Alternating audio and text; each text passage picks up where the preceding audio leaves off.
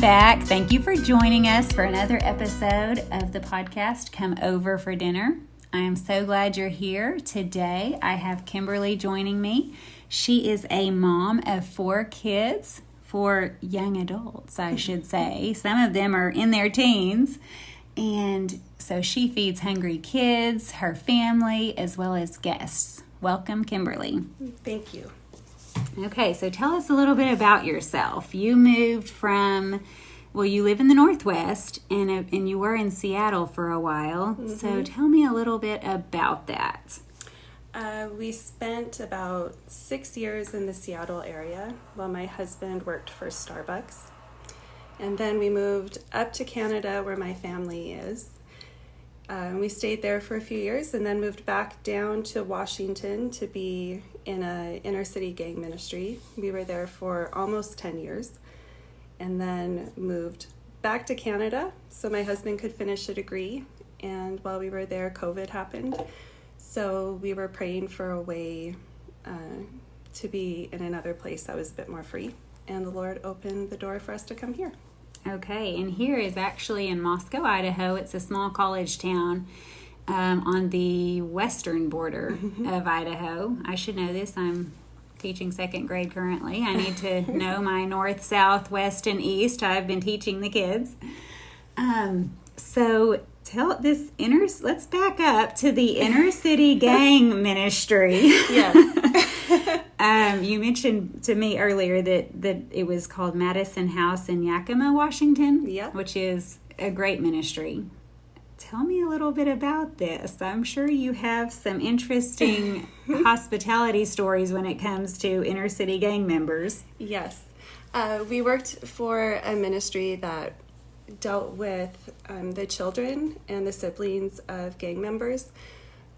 We were in after-school programs, so we provided dinner for the children every night, Monday through Friday. Tutoring, I was in charge of the little kids' tutoring room, after-school sports and Bible studies and camp. Wow. So did you cook dinner every single night? No, there was a different ministry that provided food, but I helped get the kitchen set up, the dishes done, the kids served. Wow, team of us. Wow, you need a team if you're serving kids hungry kids every single night. But yes, the cooking or hospitality, serving others involves a lot more than just the cooking of the food. The cleanup afterwards and the food prep, the buying the groceries. Wow, that can at least double your time. Yep. So that's a wonderful ministry.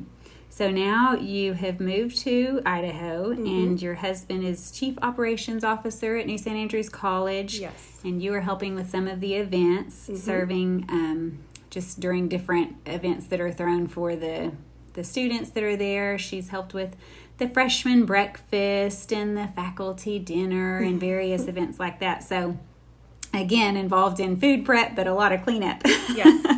A lot of serving and cleanup. So she is very experienced when it comes to hard work.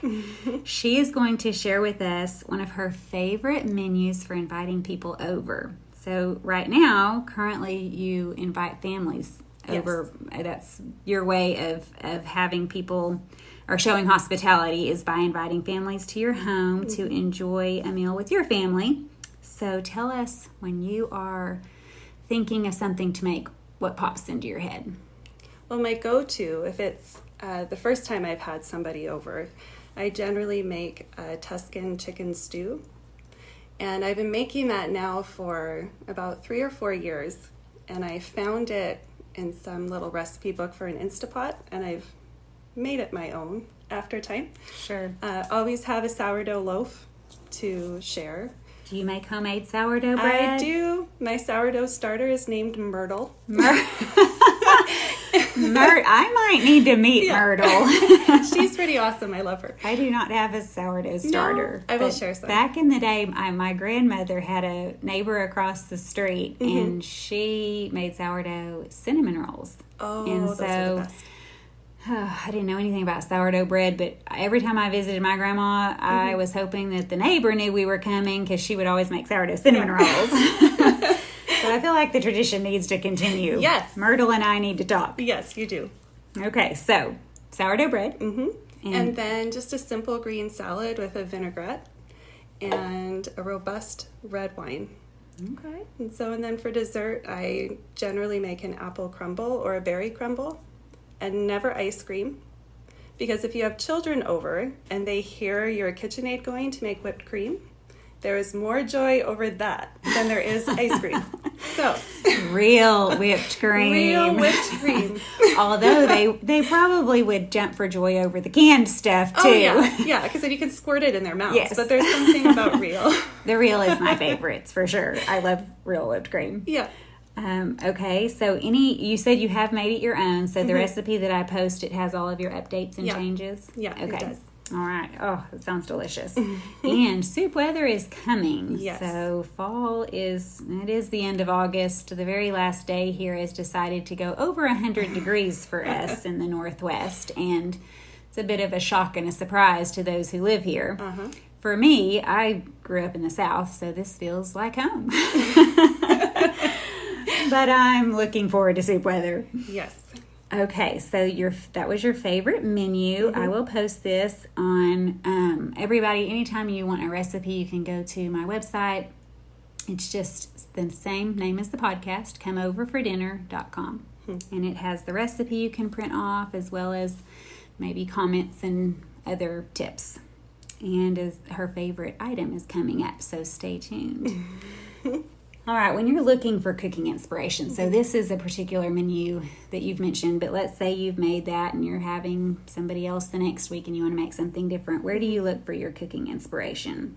I really love going to the website Farmhouse on Boone. Is Boone B-O-O-N? E. Oh. B-O-O-N-E. Oh, yes. Okay. Kind of like Daniel Boone? I think so. Yes. Okay. She has 7 children. She cooks big and simple, but it's always delicious and nourishing. And I think when you come around the table with people, whether you know them well or not, there's something comforting about food that isn't fussy, that you can... Kind of comfort food. Yes. And maybe you mentioned that term. Mm-hmm. Is this a blog? With, like a food blog? Kind of. Yeah, she's a homesteader. I'm not a homesteader, even though I want a cow in my backyard. But I want a horse in mine.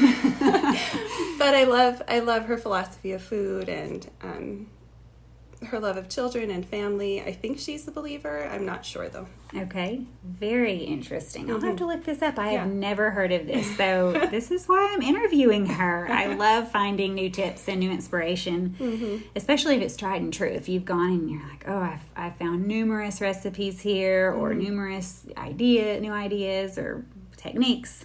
It's really fun. Her blog is the one that helped me hone in on my sourdough technique as well. She has a whole section on sourdough. So, well, I need to get to reading. Homework. Yeah.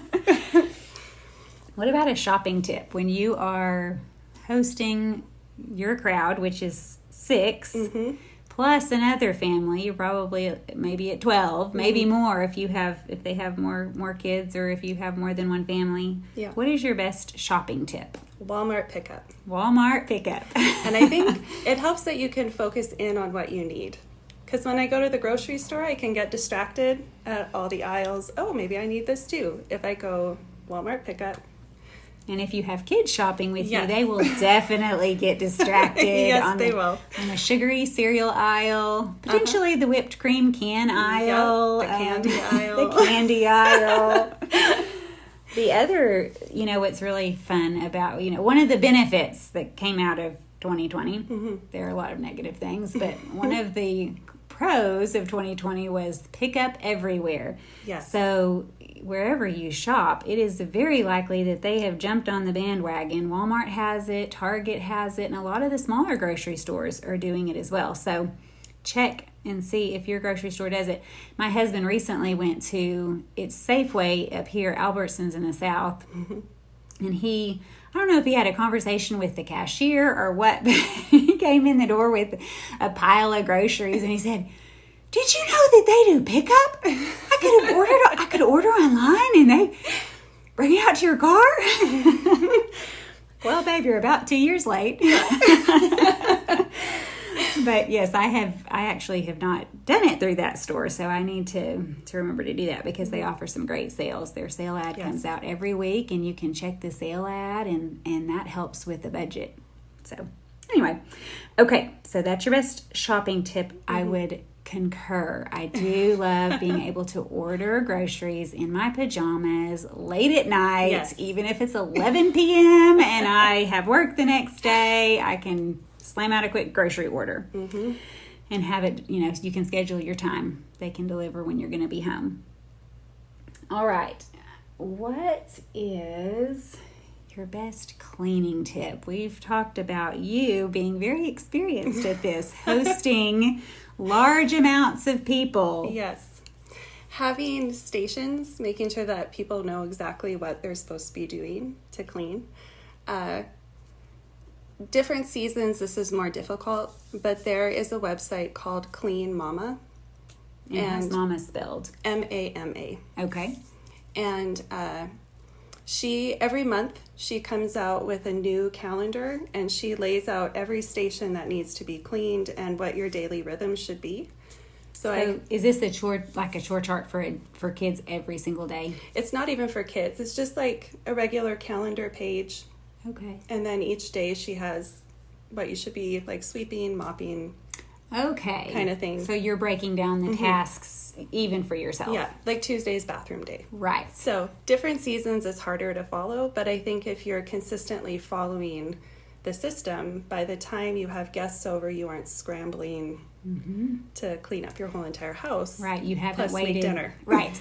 You haven't waited. If they're coming Friday night, you haven't waited till Thursday to do everything. Or even Friday at 3, which has happened. That's when the house is not going to be perfect. Yeah. You clean the bathroom. Yeah. Hot tip. Just clean the toilet. That's all you need to do. Okay, very good. And do your children jump in? How do you get them involved? My younger two have very specific chores around the house. And then my older two, when I have to do specific jobs, I'll pull them in to help me. But I try and get them more into the rhythm of what I'm doing. So my younger son and daughter thrive on the consistency of, I know what I have to do this week. Sounds really good. And her children are 9 to 16. And so sometimes when you have very young children, you might feel like, oh, they're underfoot. But even those children can be given small jobs, small tasks. Dusting. So, yes. So what are some of the ways that you pulled them in when they were younger? So your youngest right now is 9, but, it wasn't very long ago. Let's say they were 4 or 5, so dusting was one of the jobs you gave them? I'll be honest, I struggled with it. I struggled with trying to figure out how to incorporate little ones. But the simple ones like dusting, wipe the windows, clean the mirrors. One of my kids loved washing the toilets, so it wasn't perfect, right? But I didn't have to do it. Right. Hey, anybody that loves washing the toilet, hats off to you. That's you can changed. have the job. They no longer want that job. Yeah. They no longer fight over that job. Mm-hmm. Well, that's a great idea, and really depending on what you're doing or what day it is, younger kids, giving them a small job and making them feel important and like they're helping, whether it's dusting or something else you can think of, is so important. Yeah. I remember I have one daughter, and I remember her on a stool, a chair, standing at the kitchen sink, and she was so proud because she was washing the dishes. Oh. And somehow I had the bright idea just to give her a pile of plastics, so if she dropped it and they were already clean, don't tell Samantha, hope you're not listening. I had just pulled them out of the cabinet, given her some plastic cups and plates or whatever we had, a few things where she could just stand there on her chair and wash dishes while I was cooking. And she was just so proud. But it was also, good training, good practice for when she really was doing it. And it really did count. And I really did need the dishes or the plates clean. Yeah. So, all right, very good. What is your best advice for showing warm hospitality to those coming into your home? How do you make your home warm and welcoming? Okay. I have 2 tips. The first one is just my piano is near my kitchen table. And on top of my piano, I have a blackboard resting. And most of the time, there's a Bible verse or something on it. But when we have company, I love to put welcome to our friends, then whatever their last name is. And whether they notice or not, it's a way to show that we have thought of them beforehand, before they walk through our doors. And the second one is preparing your children to also welcome people in. We moved 4 times in 22 months before we got here. And yes, and it was kind of a shell shock to my kids. And so as I encourage them to welcome others in, I remind them, you know what it's like to feel like the new person. Sure. So how would you like to be welcomed in? Mm-hmm. So we focus on that. Show them your art, show them your cars or toys or books or something, just to draw people in. That is a great tip. Both of those. I feel like the chalkboard, writing the family's name, that would be meaningful to the adults, but it's exciting to the kids. Yes. You know, especially young ones who are just learning how to read. Mm-hmm. They see their name in lights. What? That's us. That's us. That's me. Mom, Dad, do you see? And then, yes, teaching your children how to be a host or a hostess. I mean, that's invaluable because that's a skill that they will need later in life. And they do need to realize that it's not all about them. Mom and Dad are opening their home, but they have a role as well. I know we moved in the last year, and my son was new to the school, and of course he had kids there who were welcoming him. And there was one particular teacher who she told me later, after we'd moved, she said, last summer we knew or at the end of the school year, before summer started, she told her class, we have a new kid starting next year, and when he comes, I want you to make sure that you welcome him and you show him around the school or whatever. I don't know what her pep talk was. So he went to school last year. This is his second year. So when he started, there's a lot of new kids at school. I reminded him, you're not the new one anymore.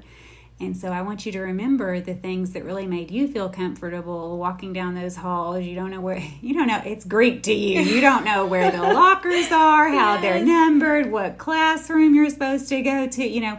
Remember those times that kids reached out to you and really made you feel welcome, and do the same for another student. So in the home, I think that's really important as well. All right. What is your must-have kitchen item, and where can we find it? I have 2. The first one is parchment paper. And I suggest getting the brown parchment paper, not the white stuff from Walmart. I'm sorry, Walmart. I love your pickup. Your parchment paper is terrible. I bake bread for communion. Sometimes, and I discovered that if you put the bread on the parchment paper, it bakes into it. Really? So I spend most of my time ripping off the parchment paper and then having to cut off the bottom of the bread. So the unbleached does not do that? No, for whatever reason. Yeah, I'm not sure why. If there's something to do with the chemical process, maybe. Because the white is bleached, which the natural, you would think with food you would want. I mean, obviously the white is food safe, but hot tip, get the brown. Yes, get the natural. Don't get the white parchment paper. And maybe other brands are different, but I find the one from Walmart just doesn't. It's not the right. No. It doesn't work well with baking bread. Yeah. And then the second tip is just creativity. Don't be afraid to be creative with what you have. So we had a renter of ours stole most of our stuff in our home when he was house sitting for us. I guess he wasn't a renter, he was a house sitter. He was watching our house while we were in Canada for a year, and he ended up... I think you would trust a house sitter even more. So wow. When I came home, most of my kitchen things were gone, and so as I'm rebuilding my kitchen, I'm having to be creative with what I have, and you can do a lot with a lot of simple things. So okay, give us an example. Or did I put you on the spot? Oh, you might put me on the spot. I'm trying to think. I have more pots and pans. My mother-in-law gave me her mother's pots and pans this last 2 weekends ago. Nice. But for the most part, I had 1 pot and 1 Dutch oven. Wow. And that was it. And making dinners for people that we were having over, making dinners for our family, I was able to do a lot. You're able to figure out how to use something different instead of that Dutch oven you really wanted to use instead. Yes. And so it works. Okay, just out of curiosity, did this person ever say why he or she stole or sold all of your kitchen items? No, they really didn't. So they had moved out by the time we got back to town to finish the sale of our house. So. Okay, well, mystery to be solved. Yeah. Unsolved mysteries. Yes. You also need to tell us a story about your ministry to the inner city ministry. Yes. Tell us a story about that. You mentioned earlier to me that you had a funny story to tell. Yes. I think this is what made me the most comfortable with hospitality. We lived on a street that had been nicknamed by both the people who lived in the inner city and the rest of the town as the whole. So it wasn't, I wouldn't call it the most safest neighborhood. There's a lot of gunshots at night. We knew when we could leave the house and when to stay in. Wow. But I remember waking up at 5 o'clock in the morning to hear the names of our neighbors being called out and looking out our bedroom window and watching as these guys that we had worked with were laying down on the grass in front of our house one by one with the SWAT team surrounding them and very large guns trained on their backs. So we have been working with these kids for a while, and so some of them were high up in the gangs. So my husband and I went and we sat on the porch and we just prayed as we were watching. And for whatever reason, the police talked to these young men and let them go. Wow. And we wanted the police to know that we respected their position and their authority. I mean, they were taking care of our neighborhood. But my husband looked at me and he said, "You need to get breakfast ready." And I was like, I've never made something that fast before. And we had a different renter in the back of our home. And if she hears this, it wasn't you. You didn't steal our things. But she was renting our back apartment. And we had let her know what was happening. And she said, "I have eggs and I have bacon." And I said, "I have pancake and waffle mix. And we will just start making breakfast for all these young men." And Tony waited until the police left and then walked over and made sure that they were okay. And he said, "We'd like you to come over for breakfast." And what a great opportunity to minister right then. Yeah. When they're scared, potentially they're scared, Yeah. they were facing jail, arrest. Yeah. And so I made sure as I set out the table that I used my best plates. I used my best cutlery, my best glasses. Because what better way to show people that they're loved by than using your best. And we were able to share breakfast with them and pray over them and share the gospel. And some have turned their lives around and some are still walking down a really horrible path. But my prayer has always been that as people have gathered around our table, that they know that they're loved. Mm-hmm. And you've planted the seed. Yeah. You've planted the seed. You've shown them what love is. You've shown them what a home is. You've shown them what a family is. Yeah. And for some people that you invite into your home, she obviously has a very clear example of that. Gang members who are looking for, a lot of times kids join gangs because they don't have a family. Yeah. They're looking for acceptance somewhere else. Mm-hmm. So to be able to show that to someone, and it may not be a gang member for you, podcast listeners, but it could be a lonely neighbor or a kid, another student at your child's school that, a teenager who doesn't have a good home, or even, maybe they're a latchkey kid or whatever. We all hear about situations where you think in the back of your mind, maybe I should invite them over. And the answer is, you should. Yep. They need to see what a home, a family, and love looks like. Mm-hmm. Okay, well, thank you so much for joining me today, You're Kimberly. welcome. Thank you for sharing your recipe and so many fabulous tips. I can't wait to go and look up some of these things that you mentioned.